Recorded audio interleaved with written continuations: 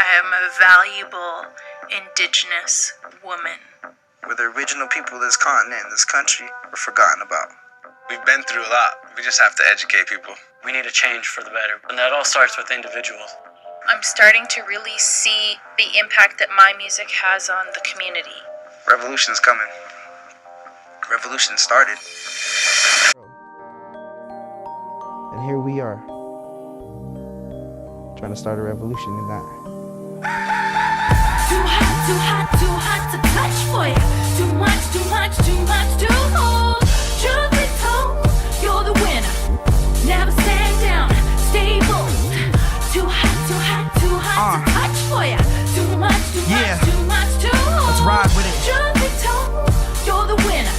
Your revolution will unfold. Ride with me down to the belly of the beast. Meet between these dirt streets and this concrete. Yelling freedom from my people till the day that I die. Let out this war cry from my people in the sky. So let me pray to the east, where my sages say my peace. Naturally, these are just a few individuals who use their musical talent as a way to empower Indigenous people. Their music is a source of knowledge for not only the non-Indigenous community, but also fellow Indigenous peoples. It is a form of storytelling that allows them to fight for their beliefs, their rights, and their futures. Too hot, too hot, too hot to touch for you. Too much, too much, too much to hold. Truth be told, you're the winner. Never stand down, stay bold. Their music has allowed them to start a revolution.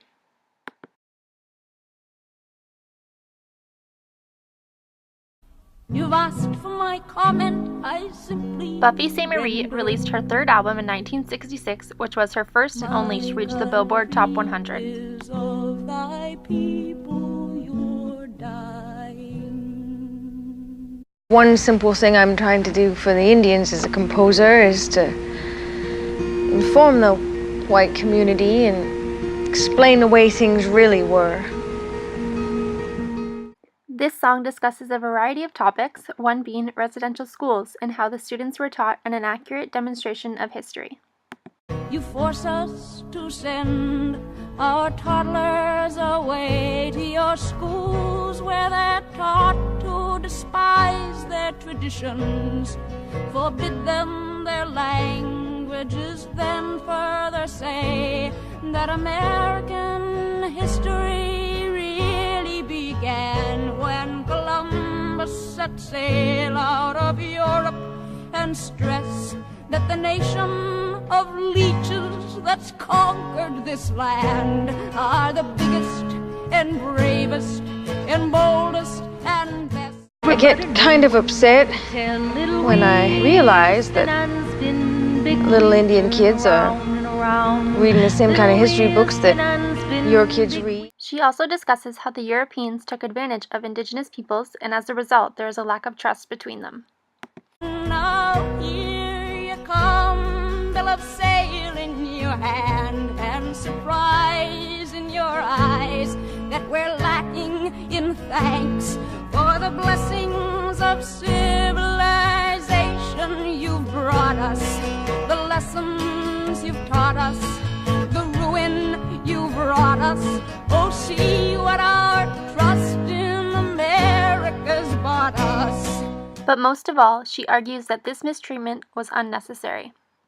Now that the pride of the sires receives charity, now that we're harmless and safe behind laws, now that my life's to be known as your heritage, now that even the graves have been robbed, now that our own chosen way is a novelty, hands on our hearts, we salute you, your victory. Choke on your blue, white, and scarlet hypocrisy. There. Those are the reasons why the Indians are in the worst state of poverty than any minority group in North America. Not because we're stupid, not because we're poor slobs. It's because we've been mistreated. The Indians are still mistreated. Storytelling provides opportunities for Indigenous peoples to control the images and structures through self-representation along with the misrepresentation of Indigenous peoples in dominant society. This song is a great example of demonstrating just a few of the misrepresentations of Indigenous peoples. Frank Waln is a young Indigenous hip-hop artist who uses his music as a way to express his personal experiences as well as express Indigenous topics and issues. The song Oil for Blood came about from seeing the resistance back home that really inspired me. Well, I wanted to be on the front lines, but I couldn't. So I did the only thing I knew how to do. I made a song, tried to capture that spirit of resistance, performing something that I created, doing something that I love, with people that I love, protecting something that I love. This is what I'm born to do. He's well known for his musical and active work against the Keystone XL pipeline in South Dakota that has the potential to destroy Indigenous sacred land. He is also a contributor to the Dream Warriors organization that provides scholarships to First Nations individuals who are interested in studying and performing music.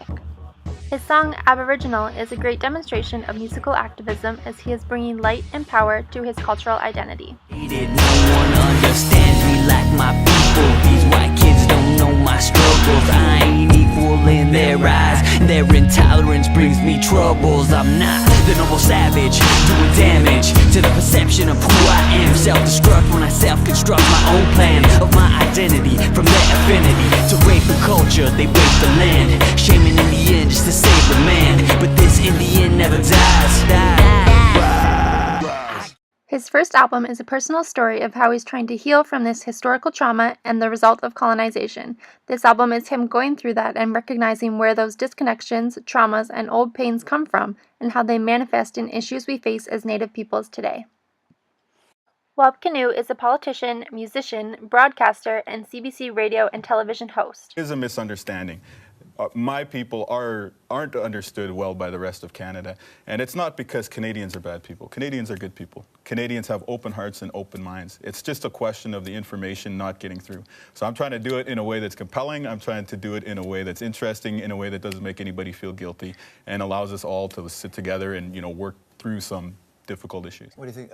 I hear a lot of people say that the Native community needs heroes. Well, we already have our heroes. So let's just take a minute to remember them. Had a Louis Riel become a Buffalo soldier, stood up to Canada and the father in Manitoba. Had a Fontaine give the apology. He told the story, then he said, come on, follow me, that's the gift. I guess I'll pass it on like the teachings passed at the Sundance before dawn. How did Juanique take a knife to the ribs, then represent this country? Damn, she'd forgive. And how does Leonard Peltier get out of bed each day, finding hope in the hopeless? It's the Indian way. And why did Tommy Prince fight for all Canadian people, when right here at home he wasn't considered an equal? Overseas he fought with the heart of a warrior, then came back home to be treated like a foreigner. So yeah, I'ma live real lavish for all the time that you called my people savage. If you haven't heard of them, learn about them. I tell you to go read a book about them, but they don't write about our heroes in the history books. By bringing attention to these forgotten heroes, Kinew is assisting communities in their efforts to address the legacies of historical unresolved grief by speaking the hard truths of colonialism and thereby creating spaces for healing and understanding.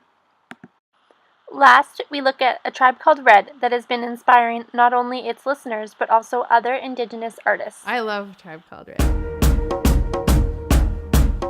I don't really ever remember a group that the Native and non-Native community are embracing it the way that they are. There was A Tribe Called Red that made me realize that as a Native artist, we can break through the mainstream and not compromise. And they're getting recognition all over the world. It's a movement. People are feeling proud. Our culture has always grown. Our culture has always adapted. We're trying to get everybody else to catch up with where our culture is today. We've come to a point where we know what our identity is. We're trying to get everybody else to realize that we're not those stereotypes. A Tribe Called Red is different in that a large focus is on the sound of their music rather than on the lyrics of their music. Their music contains many elements of contemporary music and genres, but also incorporates Indigenous aspects such as drumming and chanting.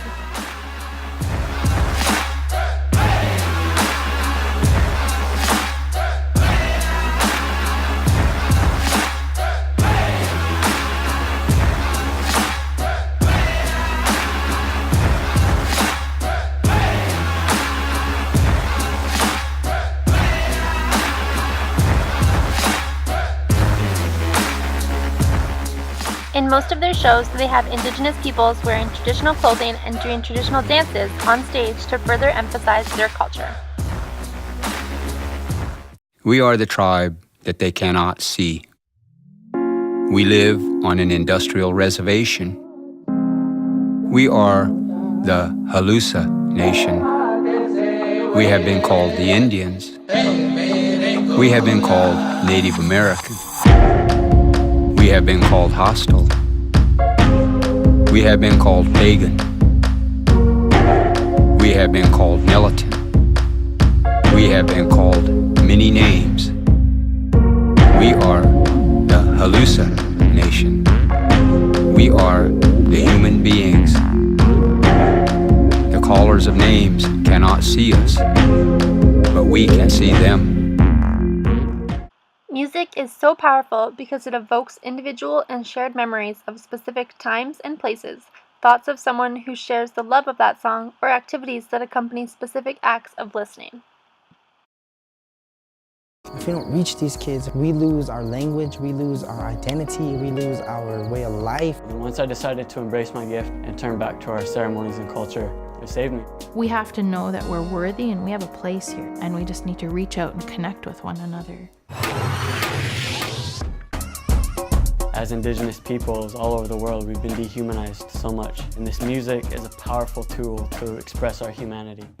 Regardless of whether their music is very old or very new, whether it is First Nation specific or shared widely across communities, many emphasize that creating and performing songs and dances are part of larger and longer social processes, such as healing, enlivening, restoring balance, or strengthening relationships.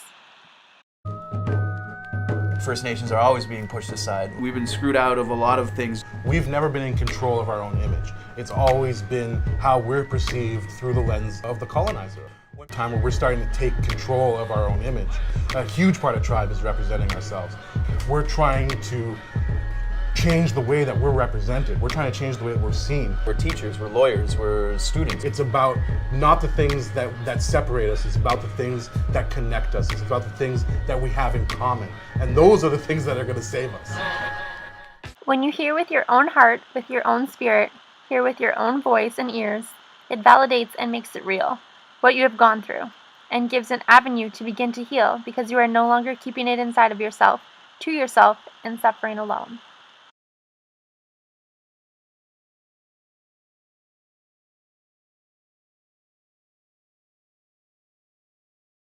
I can't even describe to you the trauma that we're born with. You can't know unless you live it.